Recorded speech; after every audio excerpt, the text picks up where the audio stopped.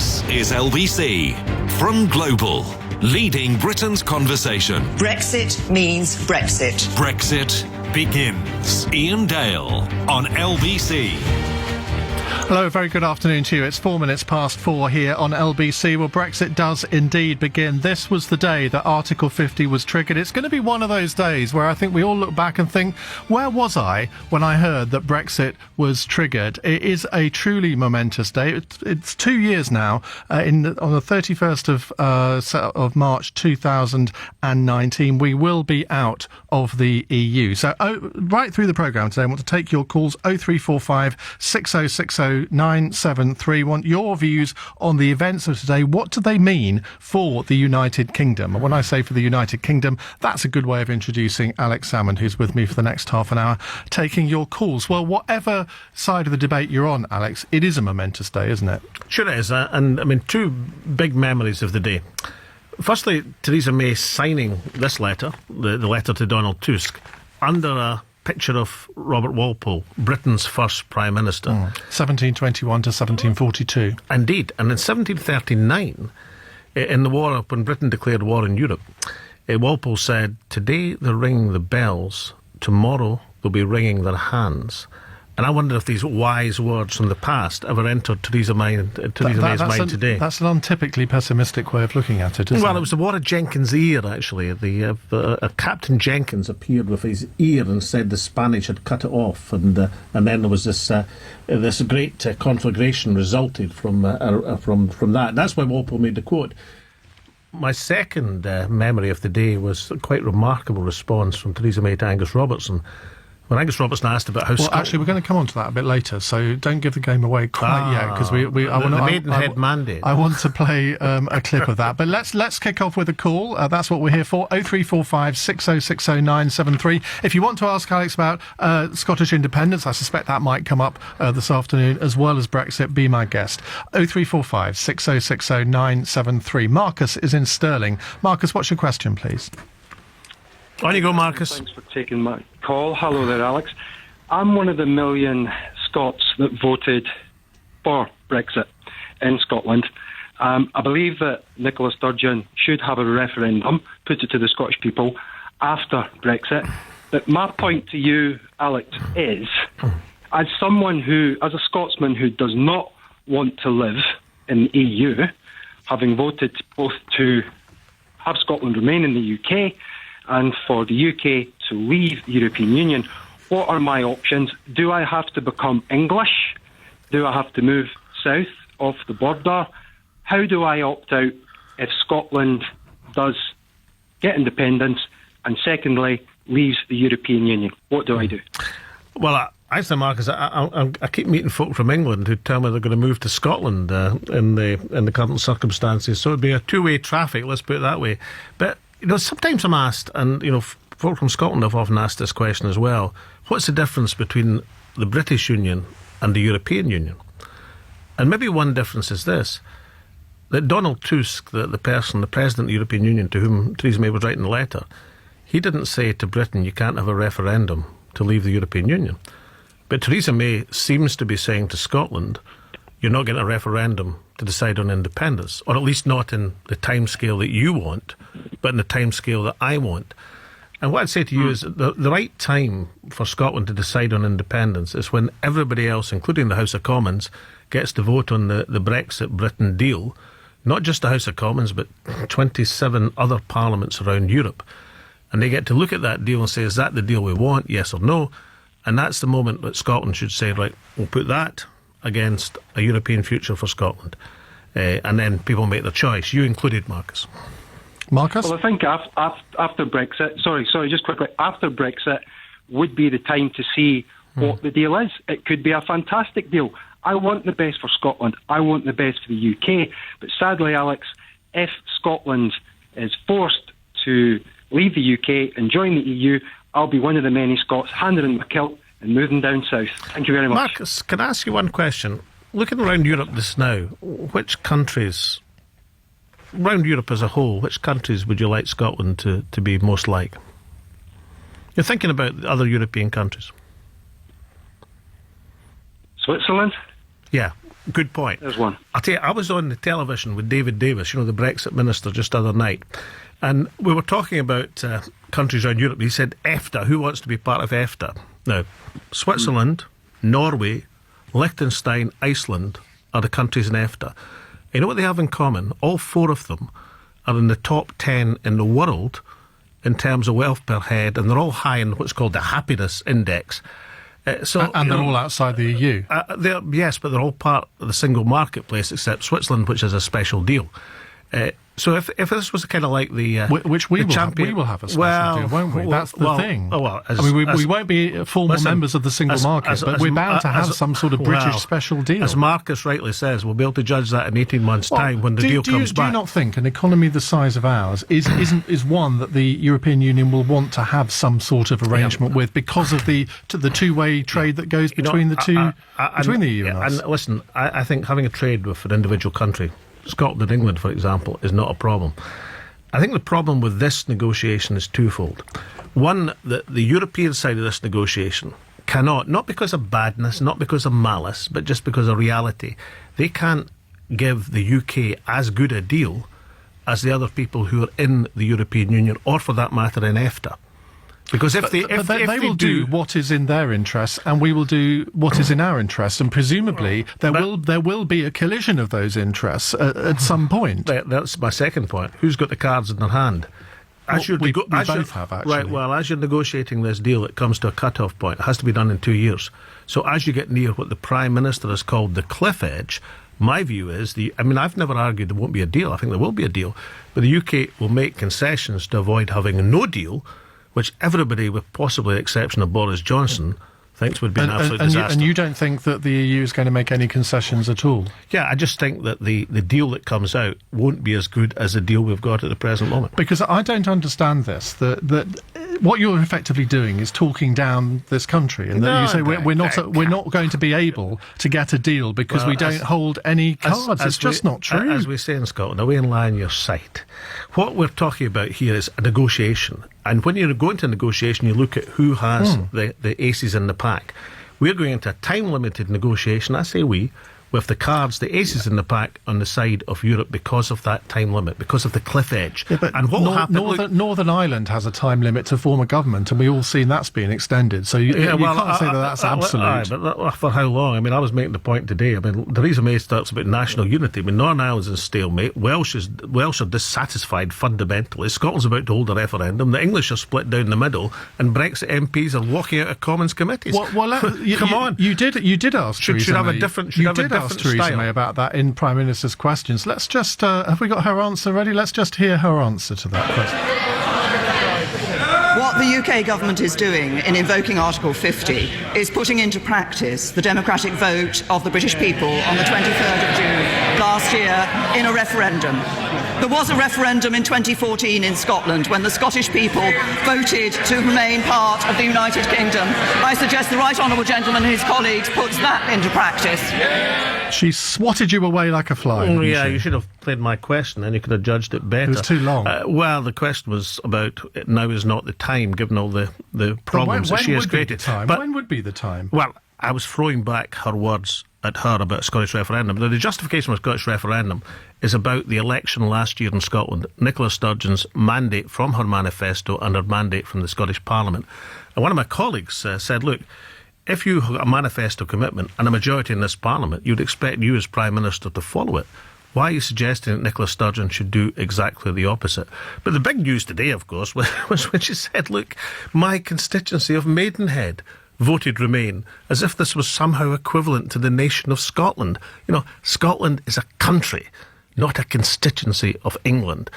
And I have to say, she's the first Prime Minister. Even Margaret Thatcher realised that. And the United Kingdom is the country in which it voted by 52% to 48% to leave. But that was a United Kingdom vote. It wasn't a Scotland vote. There are 4 nations within the United Kingdom, and it's not possible. And there was nothing to differentiate them in the legislation for the referendum, was there? Well, listen, I'll tell you what. The amendment I put to David Cameron was let 16 and 17-year-olds vote, have a double lot majority across the countries, and let European citizens vote. If he'd done any 2 out of these 3, he'd still be Prime Minister. We're going over our ground there. There are 4 nations in the UK. they're entitled to respect. Theresa May is not showing that respect. Let's see what Paul makes of this. He's embarking. Hello, Paul. Yeah, hello, Alex. Hello, Ian. Yeah, she didn't mention. She said you was a constitute nation of the United Kingdom. She said about the constituency first. But anyway, just briefly go on to two. Just quickly before my actual question, the SNPs, the way they're carrying on in the House is actually disgraceful. They're rabble rousing. How many times did John Burke have to pull up SNP members for the way they're carrying on? Joanna Cherry today was pulled up by Mr Burke. As were two of the Tory whips and several of the Labour members. Listen, Paul, the House of Commons has been known to be a rowdy place. I mean, if you want really good behaviour, then you should look to the Scottish Parliament. That's where everybody behaves with etiquette. It's very boring as well, isn't Well, it? I was going to say, apart from Miss Davison, the Conservative leader who rather lost the place. The most popular politician in Scotland, much more popular than you or Nicola Sturgeon. I have to confess, in the popularity ratings, I ended my term as First Minister with a popularity rating of plus 35%, which and now? wasn't bad. And now? They don't do popularity ratings for me anymore. I'm no longer a leader, Ian. We just have to depend. We have to depend on our ratings on this show, which are sky high. Right, Paul, come back. Yeah, basically what it is, I believe in the Union and I respected Scotland having an independence vote in 2014. But what you're seeing now is, Alex, you're seen as being opportunists now. To us in England, Wales and Scotland and in Northern Ireland, you look like you're just taking an opportunity here. She's offered you more devolution of powers after Brexit. She's offered you free trade deal and it's still no good for you. And you're on about 2014, Alex, if you'd have got your independence, is it the Barroso Doctrine? You wouldn't even got into the EU as an independent country. Alex, before you answer that, he's gone. Nobby in Vauxhall has got a similar question, so let's do two at once. Nobby, go ahead. Good afternoon. Mr Salmond, I put it to you firstly, you have lost the support of all your Scottish fishermen, especially in the North East. They don't vote SNP anymore up there because they're sick and tired of this referendum nonsense. And secondly, I put it to you that you, the SNP, will try and scupper any Brexit deal that we get, and you will do it for your own selfish policy of trying to drag Scotland screaming out of the United Kingdom. Opportunist and selfish. Yeah, Nobby, the unfortunate thing for you is I represented a fishing constituency for 25 years, and the SNP represents that constituency and were re-elected with a massive majority last year. So your observations, but the fishermen in that constituency, they will think Brexit is a great thing, won't they? But the difficulty is this: if you look at the white paper, it already starts to allude to the dependence of the Spanish access to Scottish waters, or to British waters, actually, in the white paper. I would like to know, has Theresa May said to Senior Rajoy that he'll still get access to these waters? It seems to allude to it in the white paper, and it wouldn't be the first time it happened.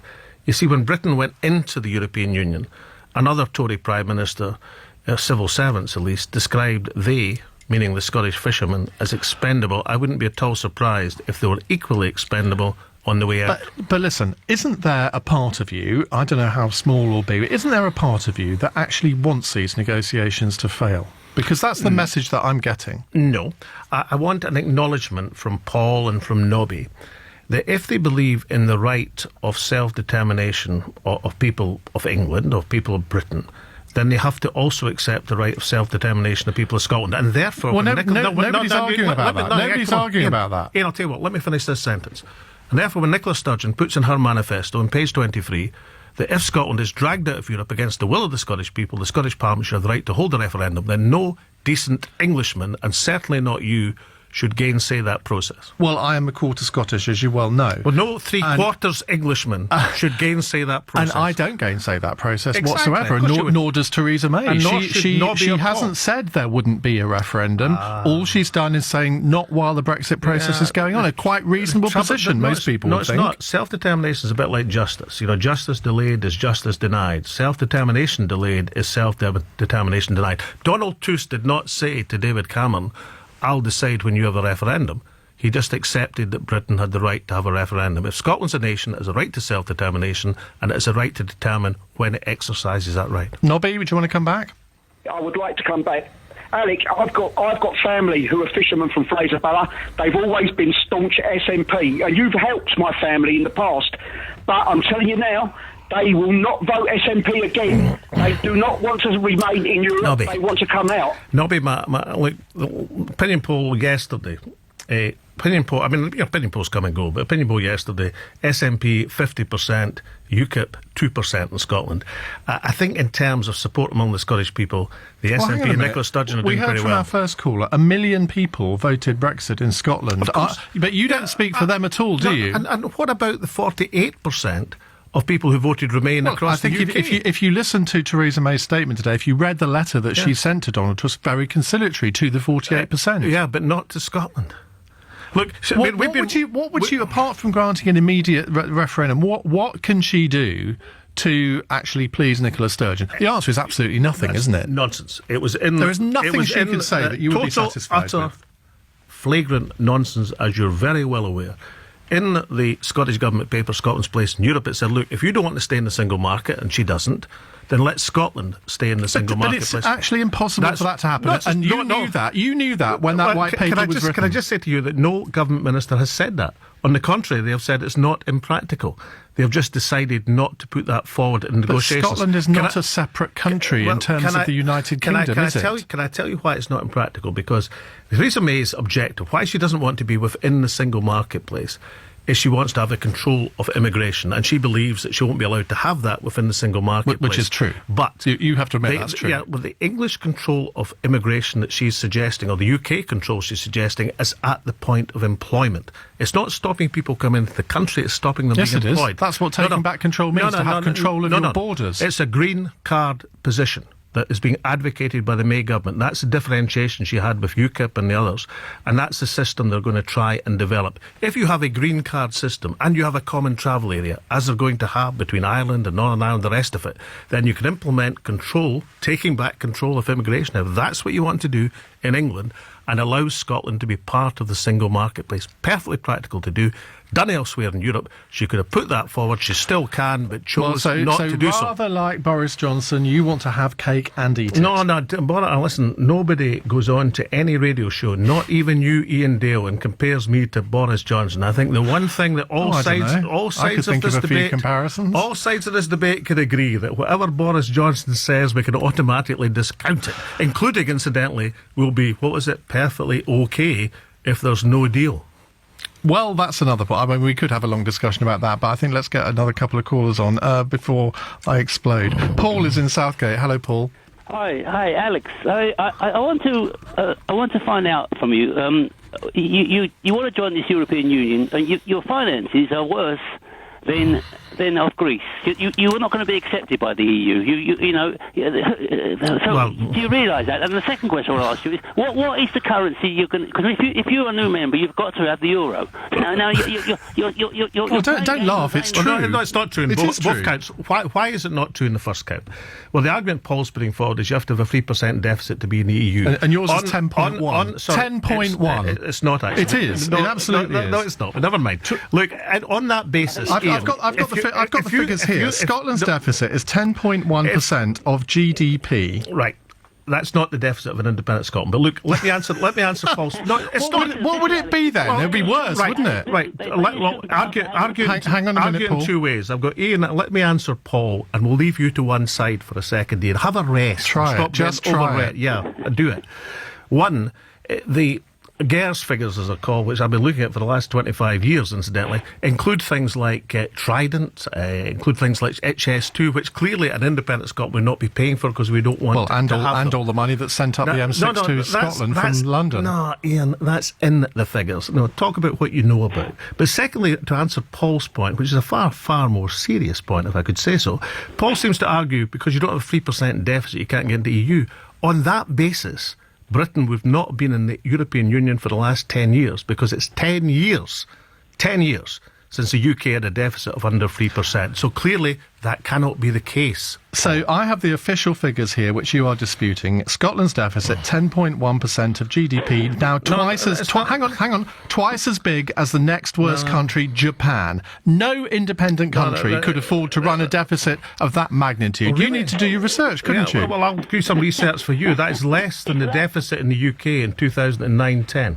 It's a... Yes or no, Iain? Yes, I don't know what it was in the UK in 2009-10. It was 10. Scotland, 10.4%. with respect, is a country of 5 million people, a fraction of the economy of the whole of the UK. Very different to for a small country to stand on its own with that kind of deficit. It's a percentage of GDP. It doesn't matter if you're big or small. I'm pointing out the figures that you're quoting include lots of expenditure that an independent Scotland would not be embarked on, like Trident missiles, like HS2. It also includes lots of expenditure like our share of Foreign Office spending.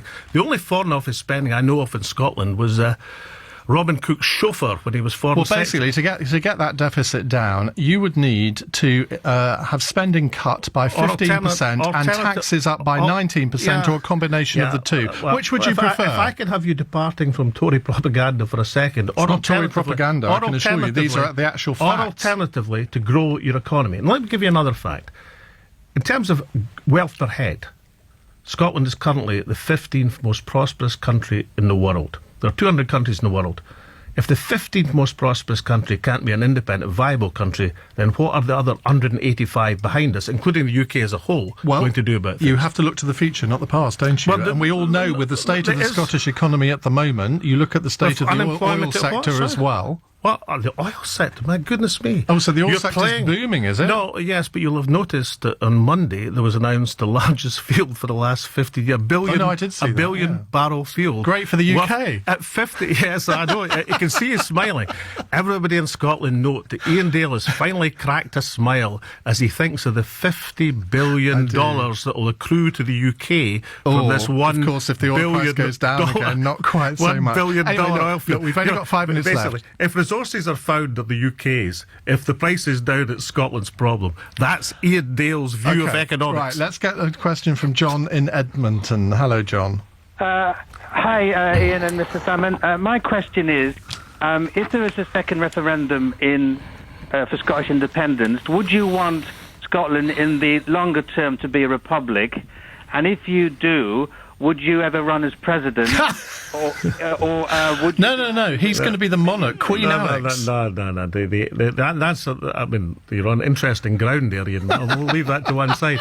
No, the answer to that is no. The interesting thing, of course, is, John, is you'll know your history, that Scotland and England actually had 100 years as independent countries with the same monarch. Between the early 17th century and the early 18th century, there was a 100-year period where Scotland and England had the same king, but were separate independent countries. So, and of course, Her Majesty the Queen is Queen of 16 countries around the world at the present moment. I think she can easily be the monarch of Scotland. Queen of Scots, as we would say, as opposed to Queen of the land. So the answer is no on both counts, John. And this is related to John's question. If there was a majority for independence in the next referendum, say Dumfries and Galloway and the Borders both voted to remain within the UK. Under your logic on Brexit, where you think Scotland should do something different from the rest of the country, under your logic, Dumfries and Galloway and the Borders should be allowed to stay within England. This is why you're attached to Theresa May. See, I believe there's a difference. Not attached to anybody. No, there's a difference between nations and counties.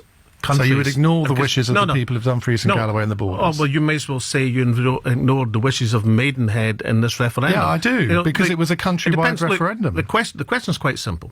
Is Scotland a country or is it not? It is. Right. We can agree on that. If Scotland's a country, then it decides nationally in terms of self-determination. Is the United Kingdom a country or is it not? Well, no, come on, I'll see your question. United You answer Kingdom mine. is a state of 4 nations. It's a country. Under the United Nations, it's the United Kingdom that has a seat. It's not Scotland, it's not Wales, it's not Northern Ireland or England. But look, we're nation building here. That's the whole question. Does the United, you're nation destructing. That's your problem. Have the right to withdraw from the European Union? The answer is yes. Including Scotland. Does Scotland have the right to become independent? The answer is yes. Does Theresa May have the right to say, I'll decide when the people of Scotland... Yes, because she's Prime Minister. No, she doesn't. Listen. Look, the first Prime Minister I knew when I was a young MP was Margaret Thatcher. Now, you couldn't get any greater opponent of the Scottish independence than Margaret Thatcher. She was the biggest opponent of all. And yet, in her memoirs, she wrote, Scotland is a historic nation. It has an undoubted right of self-determination. If the Scots were to determine an independence, then no English politician should stand in their way. Now, I think we saw today that Theresa May does not have even the same understanding of the rights of the Scottish nation as Margaret Thatcher did. No, Theresa May thinks that Scotland, and you seem to think so as well, is equivalent to an English county. It's not. No, it's I don't. a country. I don't. I think it is part of the United Kingdom. That's the problem that you don't seem to understand. No, I just think nations should have the right to self-determination, like just about everybody else on the planet. Scotland is not the equivalent of the United Kingdom. That's the problem. What is it, a kind of sub-nation then? Or it's not a real nation? It's a nation within a country. Yes, but it has the right to decide to be an independent country. I think you need to look at the Constitution, and it has the right. Which Constitution is this? It has the right. Is this the written Constitution? It has the right to self-determination, but under the law, Theresa May, as the UK Prime Minister and the UK government, have to grant permission for that referendum. That was the system that Tony Blair came up with. And so did David Cameron, incidentally. And I lived through David Cameron telling me there'd be no referendum in Scotland. But, of course, they had to concede when it became evident that the Scottish Parliament, the Scottish people wanted a referendum. The same thing will happen with Theresa May. And she will crumble on that because it's right and just that the people of Scotland have the right to decide their future. OK, let's go to Mark in Kingston upon Thames. Hello, Mark. Hi there. Hi, what would you like to ask? On you go, Mark. Hi, Mr. Salmond. And during the last the Scottish Parliament elections, the SNP said that a vote for the SNP is not necessarily a vote for independence. So what do you now say to the SNP voters who may have voted for the SNP in the last Scottish Parliament elections, but didn't necessarily vote? Mark, I know this exact quote. It wasn't. It was during the general election in 2015. And, of course, 56 out of 59 seats in Scotland went SNP, but that wasn't taken as a mandate for independence. What was said in the Scottish Parliament elections of last year, and I know this exactly, was if Scotland was to be dragged out of Europe against the will of the Scottish people, that would be a fundamental change, and the Scottish Parliament should have the right to hold another referendum on independence. Page 23 of the manifesto. Politicians should follow their manifesto. And politicians, prime ministers, first ministers should follow the will of the Parliament. What Nicola Sturgeon doing is absolutely right. Somebody's picking me up saying, no, Ian, Scotland isn't a country within a nation. Was it the other way around? The text has now disappeared. I got it the wrong way round anyway, so let's put You that made a right. mistake. My goodness. Unlike you, Alex, I'll hold up my hands if I make a mistake. You'll hold up your hands just now. Final question.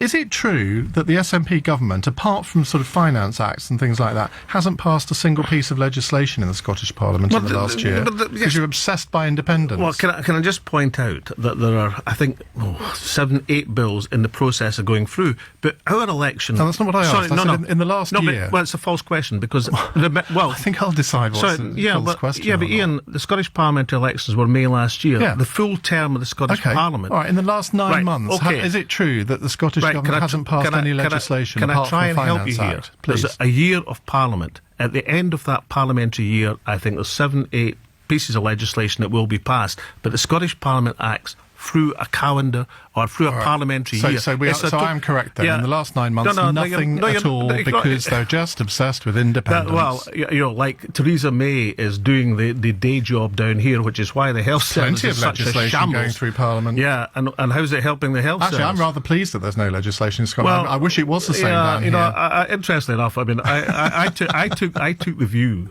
as First Minister of Scotland, incidentally, that the last thing a government should do to justify its existence is say, I've passed so many bills. Yeah. But there's plenty of bills going through the Scottish Parliament. Should we end on that note of agreement? Well, you and I agree. Yeah, maybe.